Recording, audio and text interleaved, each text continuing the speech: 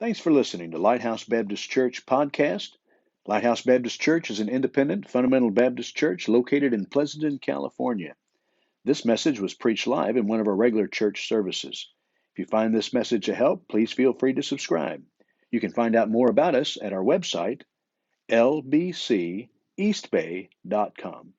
Now to the message. Make sure your Bible is still open there to Genesis chapter 7 and 8. We'll be looking at several passages tonight, getting different aspects and different things, part of the lesson tonight. Did you ever feel like God has forgotten you? You don't have to answer that, but you need to answer it in your own mind and heart. Did you ever feel like God was neglecting you? Did you ever feel like come to the place you feel like maybe God was done with you? Or you feel like all there was left now was to wait and die and just wait and see how long that's going to take. We're looking at folks tonight that had that kind of experience and that kind of thought. I want to speak to you tonight about people in those sort of circumstances, those kind of situations, but the Bible tells us God remembered.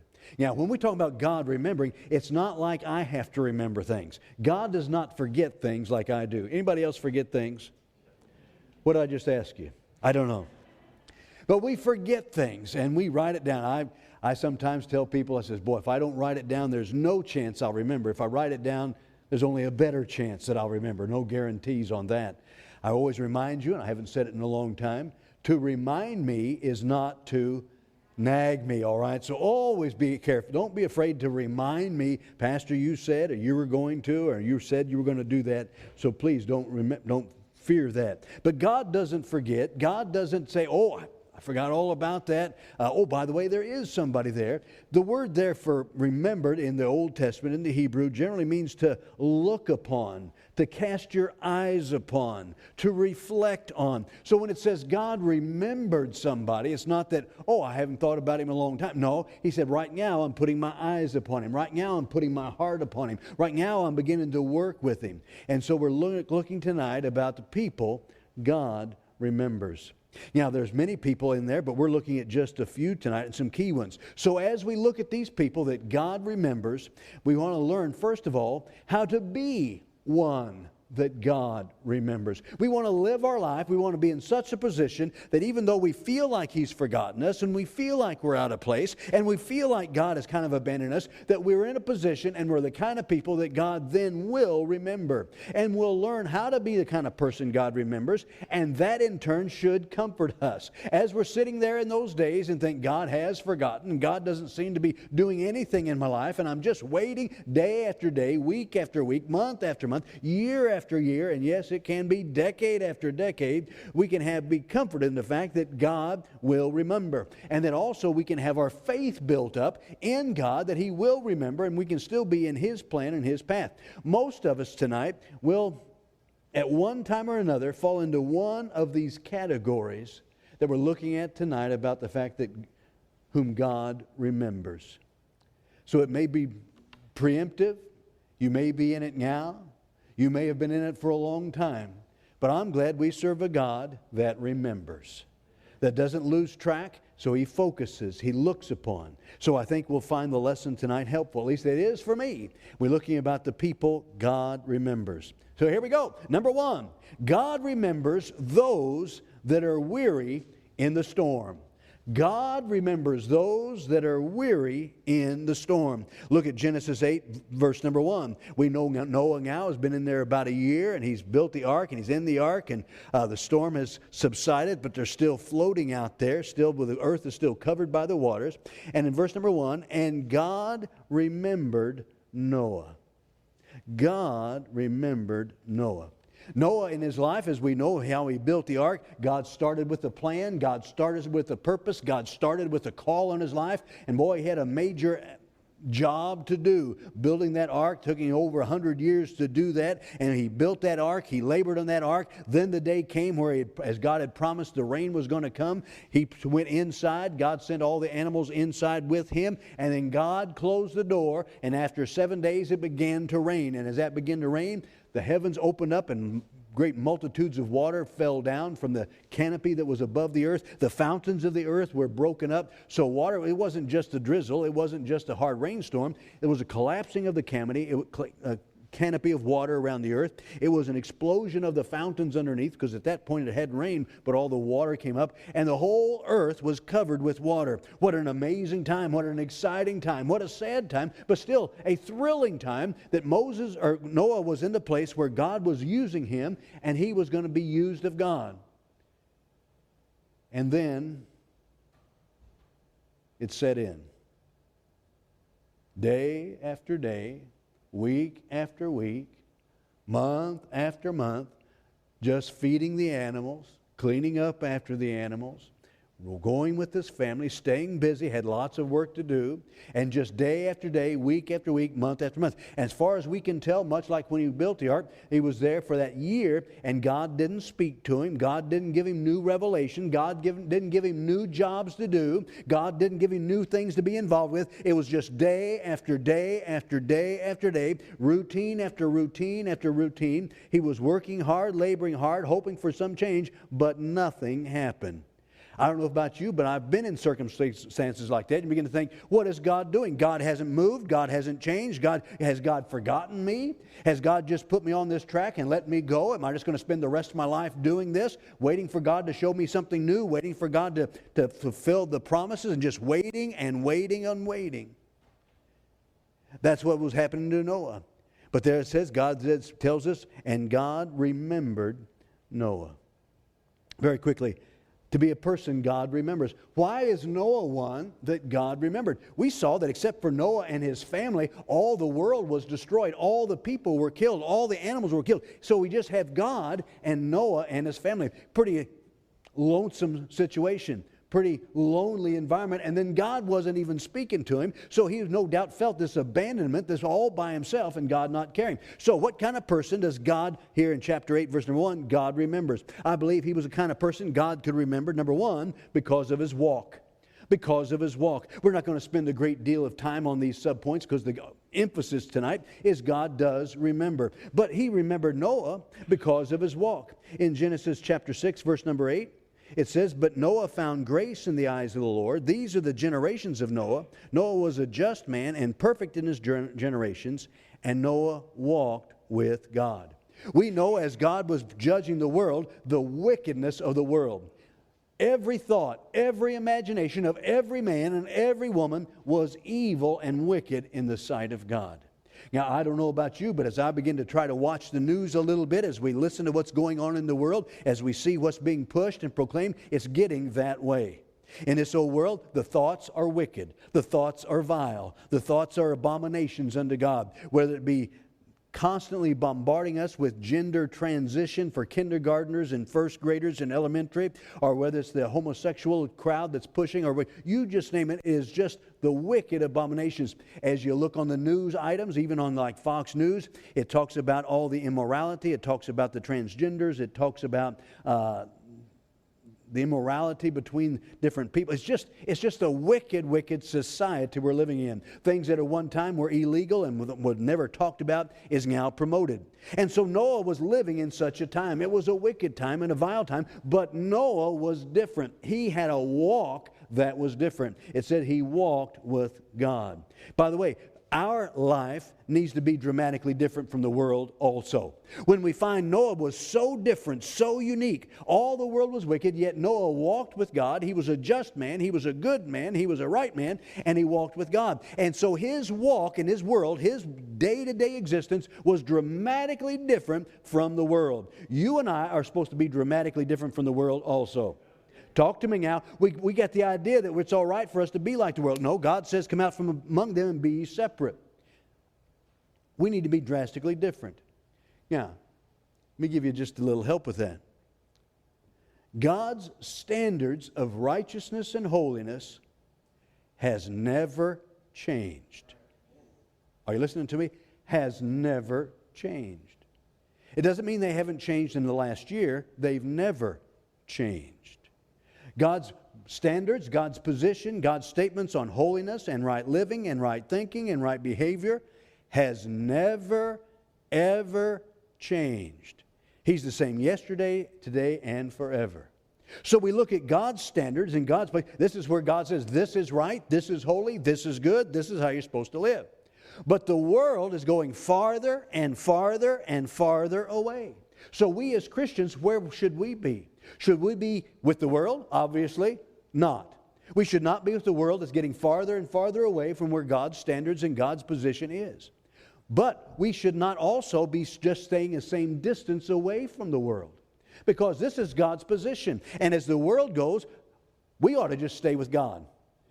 And we ought to just stay right with God, what God says and what God proclaims. But then as the world gets farther and farther away, we say, boy, I'm looking stranger and stranger. I'm really looking like an odd person. They're really going to look odd at me. So what I'll do is I'll just stay separate from the world just a certain distance. So as the world goes a little way, I'll stay back, but I'll follow along. I'll stay back, but I'll follow along. So as the world goes, the problem is, as we stay distant from the world, but move with the world at that distance, we're getting farther away from where God says. And that's what we find in our homes. That's what we find in our churches. That's what we find in Christianity. You say, what happened to the church? Because we followed the world. What's happening to our teenagers in our home lifestyle? Because we're following the world. We're not with the world, but we're stepping away from God's standards, because God's standard, God's holiness, has never, ever changed. I don't know about you, but that puts a little pain in my stomach as I think about that. Oh, how we've gone so far. We need to get back to God. So God's standard has never changed. The world changed. And so if we stay with God's standard, we will be dramatically different. And as the world gets worse and worse, we'll be even more dramatically different than the world. You say, well, I don't want that. I'm not going to be there. I'm just going to stay close to the world. I'm going to follow along. Then don't count on being one that God remembers in the storm. Noah was there. His family was there. They were alive in the storm because Noah had a unique walk. So God remembers those weary in the storm. The storm was raging. The storm was going by. And it went on day after day, but God remembered Noah. Noah was in a position to be remembered by God because of his walk. He walked with God. By the way, Noah was a soul winner. He was a soul winner.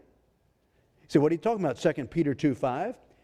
God says, and he spared not the old world, but saved Noah, the eighth person, means 8 of those people that he saved, a preacher of righteousness, bringing in the flood upon the world of the ungodly. So as he built the ark, as he labored for God, he also preached righteousness in a very unrighteous world. It wasn't just a good world. They said, well, he's a little bit fanatical.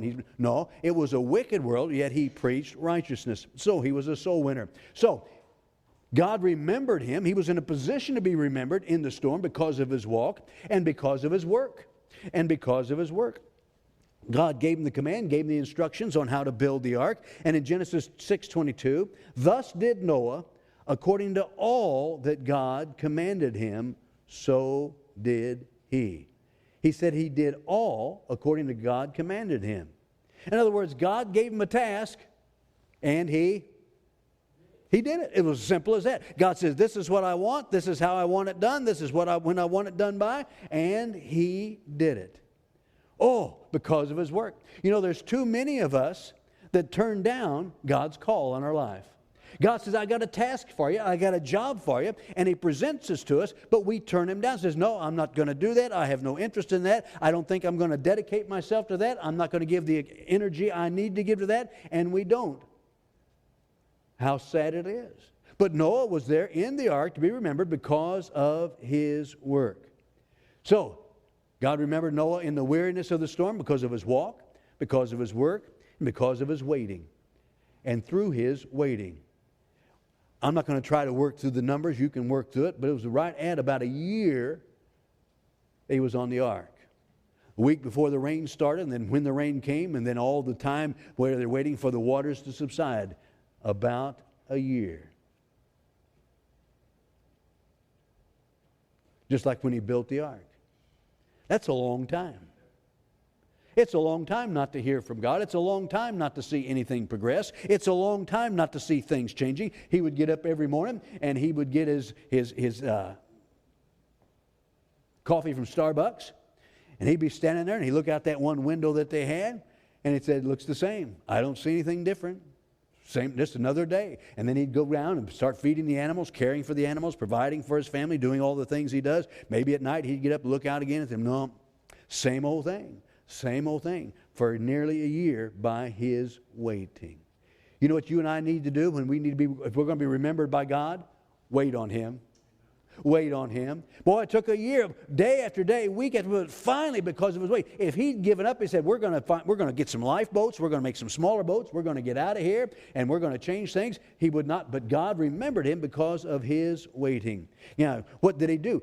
When he waited on him, when he remembered him, verse number 1, chapter 8, and God remembered Noah and every living thing and all the cattle that was with him in the ark. And what happened? And God made a wind to pass over the earth, and the water assuaged. Wow. God said, okay, I remember. It's not that, oh yeah, I forgot Noah's out there. No. He said, I'm looking upon him.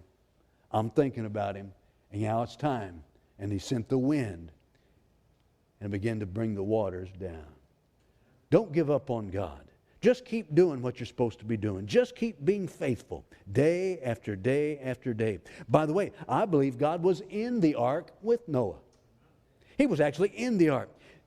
I can't remember if I put it in your notes or not. In Genesis 7:1, and the Lord said unto Noah, come thou and all thy house into the ark, for I have seen righteousness before me in this generation. I like an old preacher preached that one time, and I pointed it out.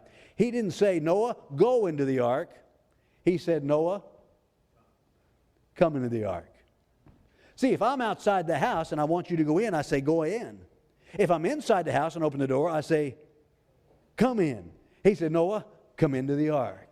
He said, I'm in. Oh, I tell you what, I'm glad that God being in the ark could easily remember Noah. So Noah was in the ark. So Noah was remembered. So God remembers people, those that are weary in the storm. If we're following God, we're obeying God, we're used of God, we want to stay close with God, God remembers us when we're weary in the storm. There are some folks in this church, there are some folks that you know that they've been in a storm of life for weeks and months and even years. It may be physical, it may be financial, it may be emotional, it may be family, but it just seems to be ongoing, and day after day, week after week, year after year.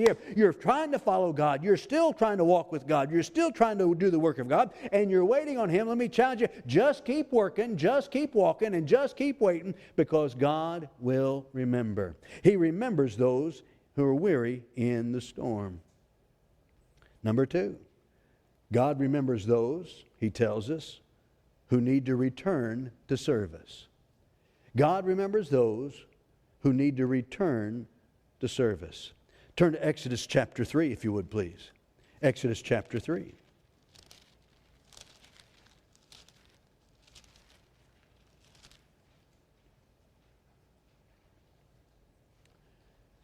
Though God doesn't specifically say he remembered Moses, it's obvious the same way as God remembered Noah, he remembered Moses. In Exodus chapter 3 and in verse number 1. Now Moses kept the flock of Jethro, his father-in-law, the priest of Midian, and he led the flock to the backside of the desert and came to the mountain of God, even to Horeb. And the angel of the Lord appeared unto him in a flame of fire out of the midst of the bush. And he looked, and behold, the bush burned with fire, and the bush was not consumed. And Moses said, I will now turn aside and see this great sight, why the bush is not consumed. Verse number 8. God then speaks to him.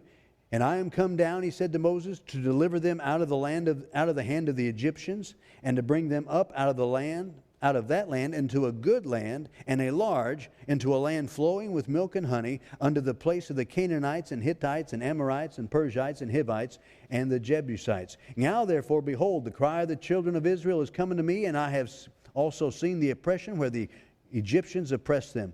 Come now therefore, and I will send thee to Pharaoh, that thou mayest bring forth my people, the children of Israel, out of Egypt. I trust you know the story of Moses. Moses, the first 40 years of his life, was there at Pharaoh's house, being trained to be the next Pharaoh, being a great leader of Egypt.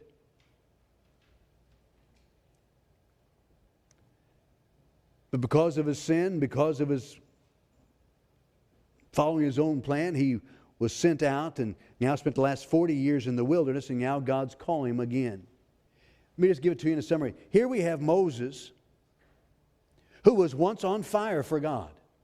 I mean, Moses was on fire for God. Hebrews tells us that he decided he to reject the things of Egypt. He chose to suffer the affliction with the people of God. He knew God was going to use him to deliver the children of Israel. In fact, when he went out and was leading them and trying to and killed that Egyptian, he was surprised that they didn't understand that he was going to lead them out. He was surprised they didn't understand that God was going to use him. So Moses was on fire. Moses was excited. Moses was hungry to serve God. He was longing to serve God. Boy, he was all ready to go. He's ready to give himself and make all the changes necessary in his life.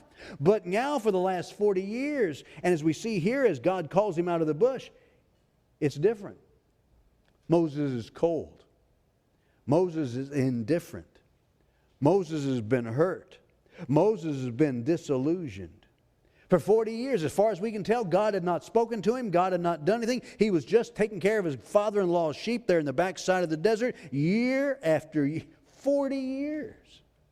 That's older than many of you folks around at all. And he was there for 40 years, and now God calls him to use him. I'm sure that Moses, though at one time when he was 40 years old and maybe younger, he said, God's going to use me. God's going to use me to deliver them. God's got a call on my life. God's got his hand on my life. Whoa, it's going to be wonderful. But for the last 40 years, it was quiet, just taking care of those silly old sheep, taking them to the backside of the desert.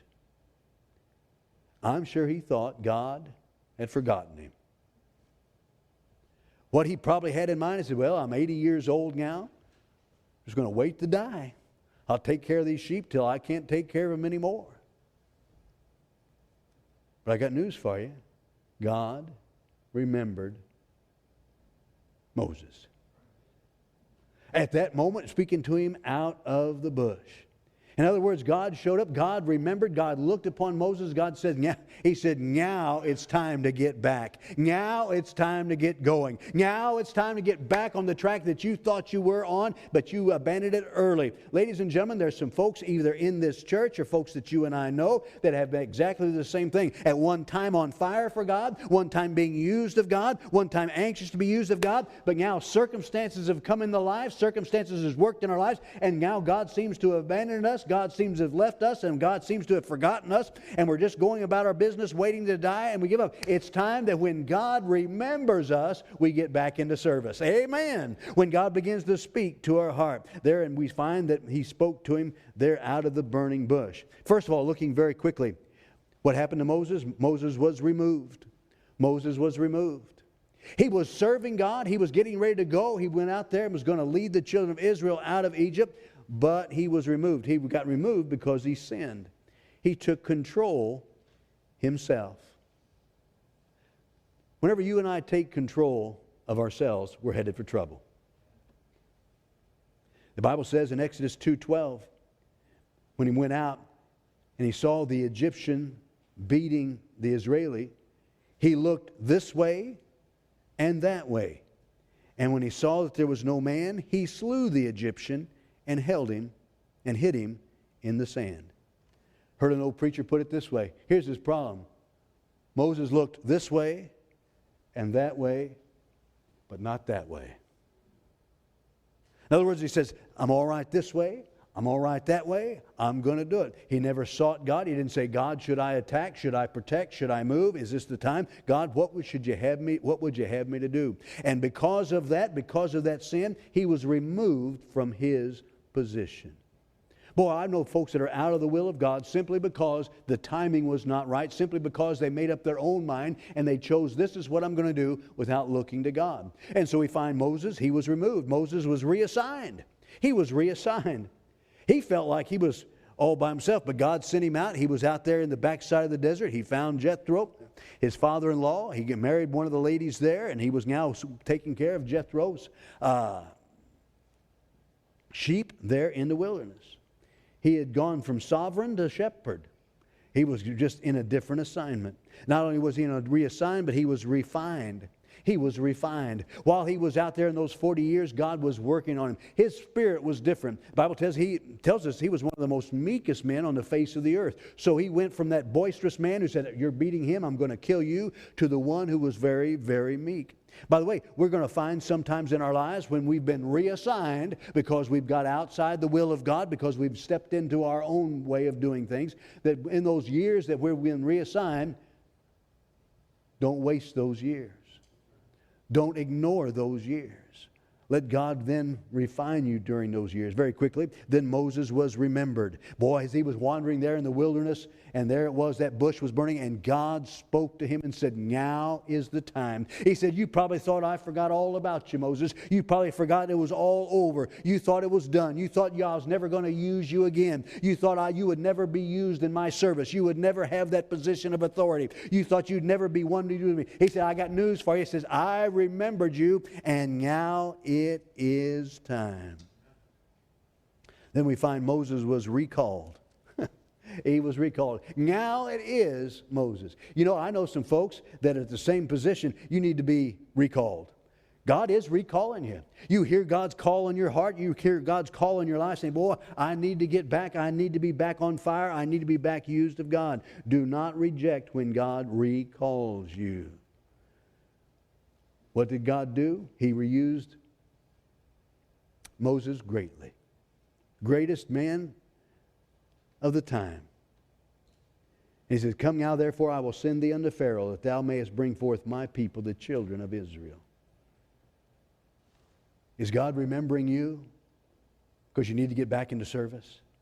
Is God remembering you? You say, "Well, I messed up my life. I got myself in trouble over here, and I did things wrong, or I kind of quit over here, and I did that." Ladies and gentlemen, when God remembers you and God speaks to you out of that bush, and God says, "It's time to get going again. It's time to get back on track," do not refuse His call. Moses tried to refuse His call, and that's the whole other message, as we know. We've studied so many times before. But God remembered those who need to return to service. I'm glad in God's timing and in God's way, He remembers.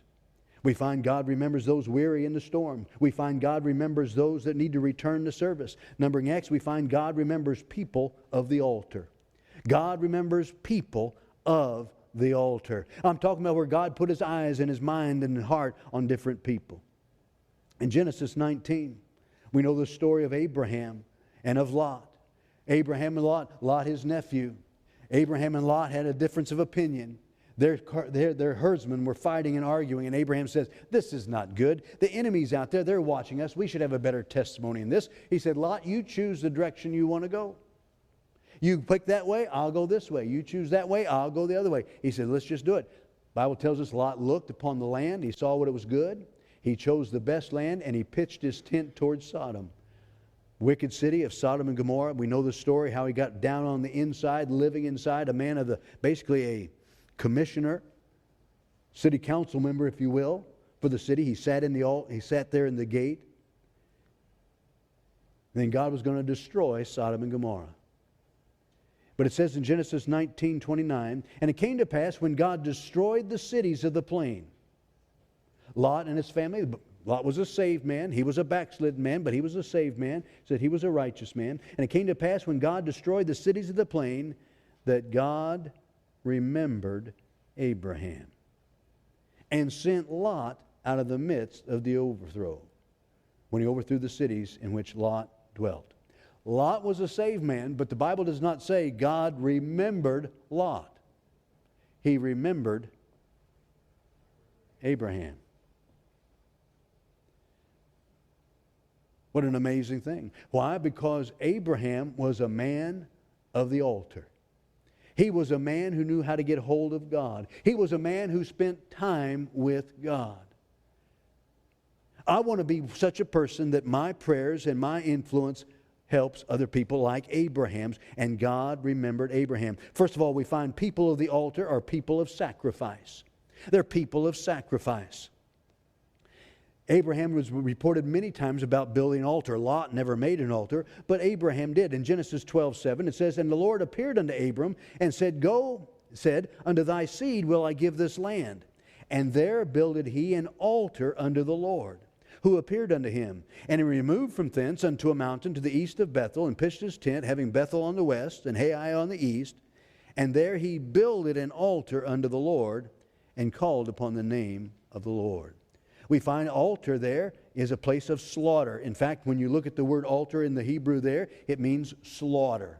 And so it wasn't just a place, nice little altar where he could sit there with his tea in the evening and pray and talk with God. No, the altar there was for sacrifice. It was for the shedding of blood. And so we find people of sacrifice. Who was this one that God remembered? He was a man of the altar. He was a man of sacrifice. Just like we find later, Abraham sacrificed his son. He was willing to give and sacrifice unto God. You say, preacher, how can I be one that God remembers? How can I be a person of the altar that God remembers and helps other people because of me? That God blesses other people because of me, that God protects other people because of me, because of my relationship with God, where God will look upon me and say, as I'm destroying Sodom and Gomorrah, I'm remembering Abraham. I'm looking at Abraham, and I'm making a change for Lot, and I'm giving Lot an opportunity because I remembered Abraham. How can I do that? I must be a people of altar, which means people of sacrifice. Being willing to give, being willing to sacrifice, being willing to give of myself. So we find the people of the altar are people of sacrifice. Abraham was a one of sacrifice. We find they're people of service.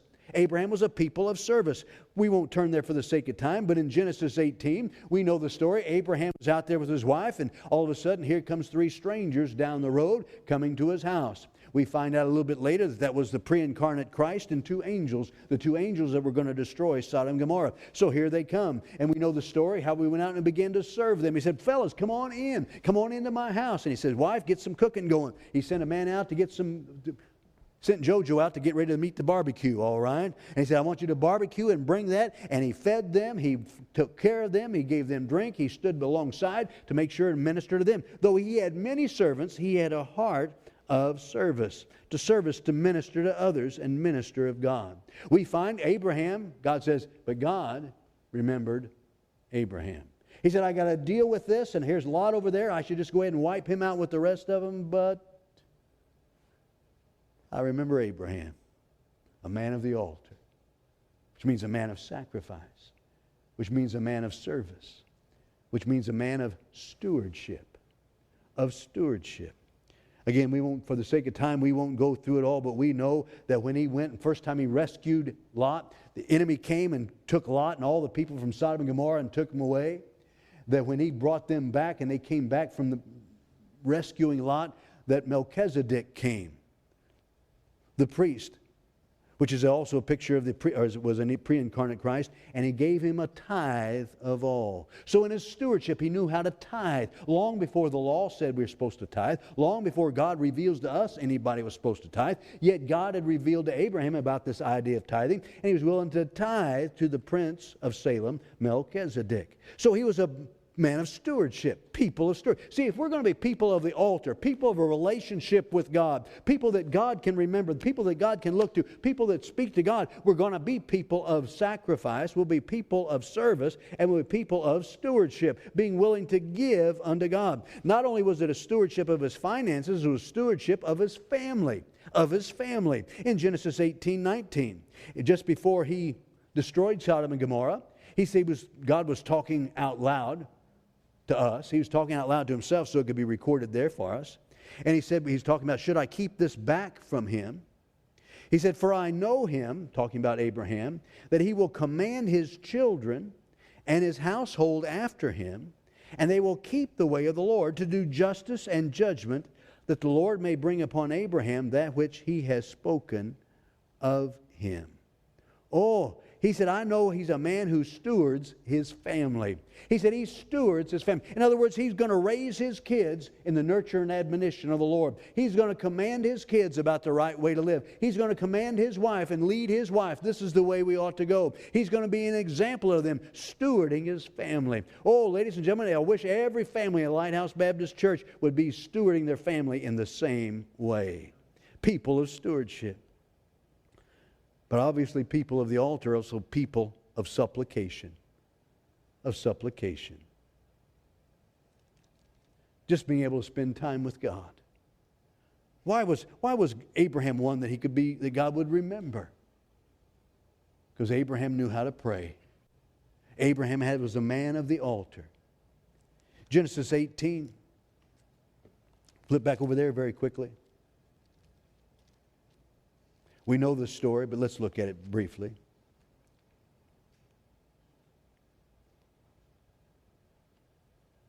Genesis 18:22.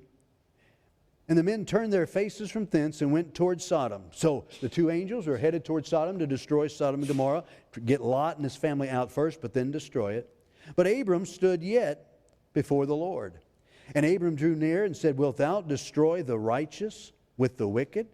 Peradventure there be 50 righteous within the city. Wilt thou also destroy and not spare the place for 50 righteous that are therein? See, he's got this intercession. He's praying for the people. He's praying for Lot. He's praying for Lot's family. He's praying for the city, people that he assumed Lot would have led to the Lord and been representative to them and have helped the people know who God is. He said, would you destroy him for 50 people? That be far from thee, verse 25, to do after this manner, to slay the righteous with the wicked, and that the righteous should be as the wicked. That be far from thee. Shall not the judge of all the earth do right? And the Lord said, If I find in Sodom 50 righteous within the city, then I will spare all the place for their sakes.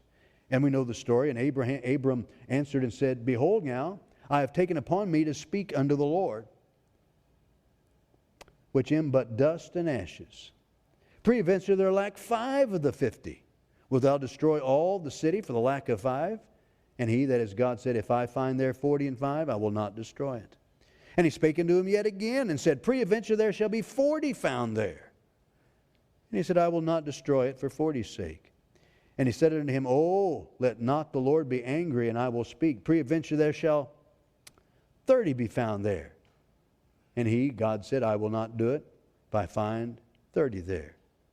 And he said, Behold now, I have taken upon me to speak unto the Lord. Peradventure there be 20 found there. And he said, I will not destroy it for 20's sake. And he said, Oh, let not the Lord be angry, and I will speak yet but this once. Peradventure there 10 shall be found there.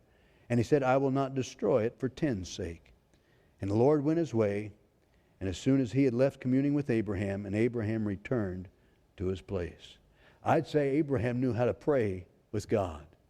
Abraham had a walk with God. Abraham could sacrifice with God. He knew about stewardship with God. He knew about serving God. And now he knew about supplication. He began to plead with God. Oh, I don't know about you, but my faith is not always strong enough to plead with God like that. My faith isn't always like it should be, so I can plead with God, saying, God, this is what I desire. This is what I want. This is what I think would be right. Oh, God, please, can you do this? Oh, God, is this in your will to do that? He was a people of supplication. He knew how to pray.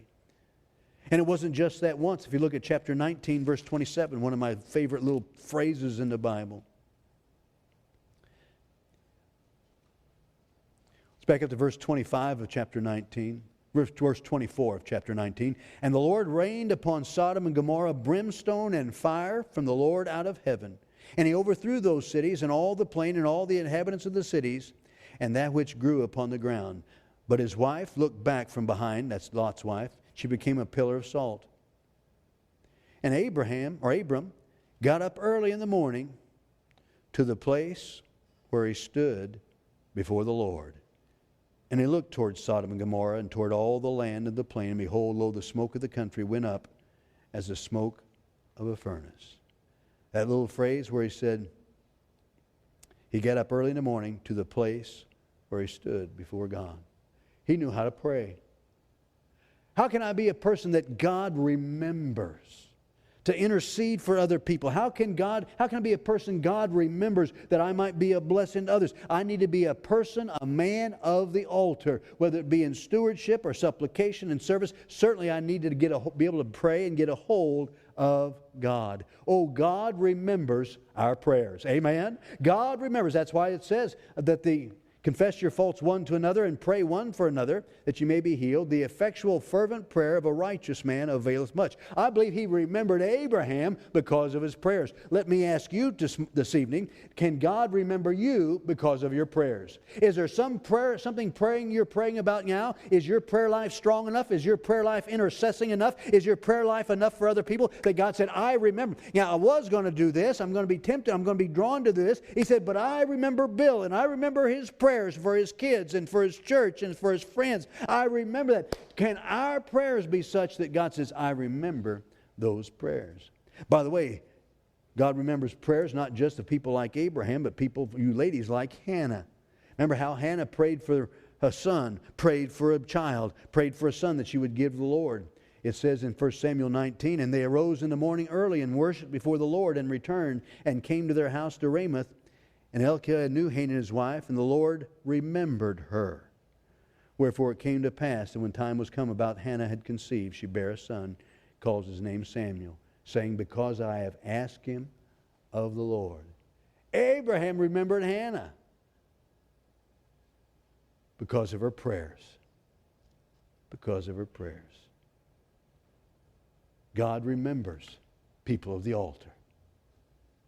Again, he hasn't forgotten, but he focuses. What would Pleasanton be like if we were people of the altar? God might remember us. Say, well, I've got this plan, but I remember Lighthouse Baptist Church. I remember this person. Maybe it's somebody in your family that needs some special help, that needs some anointing, that needs some healing, that needs salvation. And God said, I remember, and put your name in there. God remembers people of the altar. Very quickly, God remembers mercy for people with lives wrecked by sin. God remembers mercy for people with lives wrecked by sin. Now, you can't use this as an excuse to sin.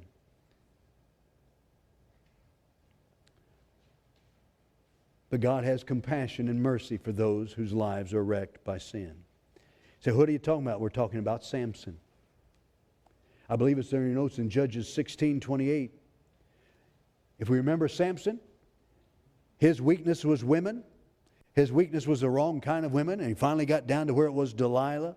And Delilah betrayed him, coerced him, to finally where he confessed and told her all his heart about where his strength came from. And she called in a barber, and the barber cut off his hair. The Philistines came, and they captured him, poked out his eyes, put him down in the prison to grind in the mill as a blind man.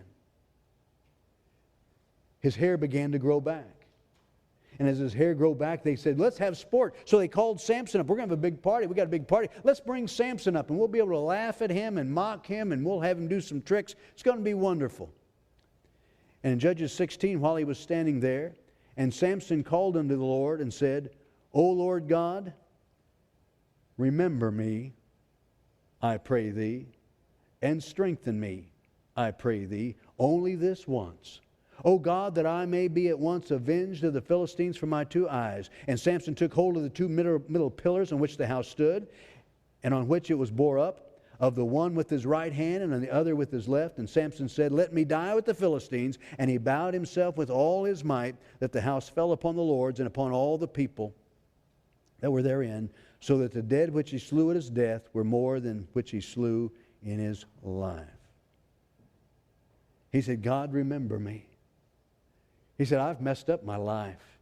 There he was, a judge of Israel, had been the strongest man, most influential man. But because he wrecked his life with sin, because he could not overcome the temptation, because he went down that road, now his life was ruined. His eyes were gone. The people he was leading are now without a judge, without a ruler. And he said, God, remember me. Look upon me. I can almost hear him just saying, God, have mercy on me. He said, let me be used one more time. Let me be used in this case. I'm glad that God still loves us even when we've wrecked our life with sin. Doesn't mean we can always be used completely again. Doesn't mean we can always get back to the spot we were. You may never be able to get your family back. You may never be able to get your job back. But God still loves you. How can God do that? Because God remembers something else. God remembers what we are. God remembers what we are. Psalm 136:23, who remembered us in our lowest state, for his mercy endureth forever. He says, I know you're just human, and I've got mercy forever. In Psalm 78:38, but he, being full of compassion, forgave their iniquity and destroyed them not. Yet many a time turned he his anger away and did not stir up his wrath. Why in the world would he have that kind of mercy? Why in the world would God, who is so holy and so just and so right, why would he over and over not stir up his wrath and turn aside his anger? It says, for he remembered that they were but flesh. A wind that passeth away and cometh not again. How oft did they provoke him in the wilderness and grieve him in the desert? God remembers we're just flesh. No excuse for sin. We don't have to sin. God empowers us to fight temptation, but I'm glad he knows we're just flesh. He remembers those with mercy whose lives are wrecked with sin. So what does God do with a person whose life, Samson, wrecked with sin? He uses them where they are. He uses them where, class? Where they are. Samson, he's not getting his eyes back. Samson's not going to be praised by all the people of the nation anymore. He's not able to judge them anymore. He's a prisoner. He's had his eyes put out. He's just a mule down there grinding in the mill. But he said, God, use me this one last time. He said, preacher, I've messed up my life with sin. God will use you where you are. Are you listening to me? God will use you where you are. He'll have mercy upon you. He'll have understanding because he knows we're just flesh. But whatever it is, you say, I've messed up and I'm in a drug rehab. I've messed up my life. God will use you where you are. I've sinned and I've lost my family and I don't have a family with me and I'm living on the streets. God will use you where you are. Well, you don't understand. I'm in jail now. I'm in prison because I gave in to sin and my life is just wrecked by sin. God will use you where you are. Samson said, God, remember, look upon me this time. So tonight we've just looked at some folks that the Bible says God remembered. So you're feeling forgotten? Feeling on the shelf? Feeling like you're in limbo? Remember to live so we can be remembered and respond when we are remembered. And God remembered Noah. God called Moses. God remembered Samson. People, God remembers. Let's bow our head. Thanks again for listening to Lighthouse Baptist Church Podcast. Find out more about us at our website, lbceastbay.com. I hope you can visit again real soon.